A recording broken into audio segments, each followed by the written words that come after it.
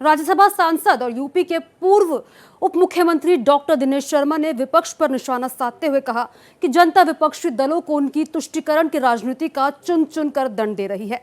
जनता का दंड देने का अभियान अभी थमा नहीं है और उत्तर प्रदेश में 2027 में इसकी पुनरावृत्ति होगी। उन्होंने आगे कहा कि Samajwadi party, BSP, Congress, TMC, DMK, आप जैसे विपक्षी दल अब अस्तित्व की लड़ाई लड़ रहे हैं। देश ने देखा कि यूपी के एक नेता टीएमसी की हार के दुख में उन्हें डांडस बंधाने कोलकाता गए थे और आने वाले समय में अभिषेक बनर्जी भी ममता बनर्जी के साथ आकर 2027 में यूपी के नतीजों को बीजेपी के पक्ष में चुनाव परिणाम आने के बाद ढांढस बंधाते हुए नजर आएंगे। डॉक्टर दिनेश शर्मा ने कहा कि 2027 में बीजेपी विधानसभा चुनाव में 3/4 बहुमत से सरकार बनाएगी।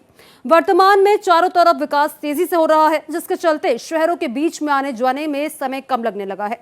विकास बीजेपी सरकार की प्राथमिकता में है और जहां विकास होता है वहीं पर व्यापार और समृद्धि भी होती है। प्रदेश में इंफ्रास्ट्रक्चर डेवलपमेंट की बाढ़ आ गई है और उत्तर प्रदेश में हुए विकास की सुगंध चारों ओर फैल रही है। पीएम नरेंद्र मोदी, गृह मंत्री अमित शाह, सीएम योगी आदित्यनाथ के मजबूत नेतृत्व में भगवा विकास का पर्याय बन गया है। विपक्ष पर धोखाधड़ी की राजनीति करने का आरोप लगाते हुए उन्होंने कहा कि सनातन को अपमानित करने वाली डीएमके के साथ संयोग का नृत्य करने वाली कांग्रेस ने डीएमके गठबंधन की हार के बाद उससे नाता तोड़ लिया।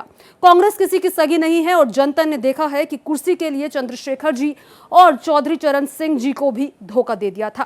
कुर्सी के लिए 5 विधायकों वाली कांग्रेस ने तमिलनाडु में नई सरकार वाले दल से दोस्ती कर डाली और जिनके साथ चुनाव लड़ा था उसे डीएमके को एक बार में छोड़ दिया। 100 साल पुरानी कांग्रेस पार्टी अब क्षेत्र दलों की पिछलग्गू बन गई है।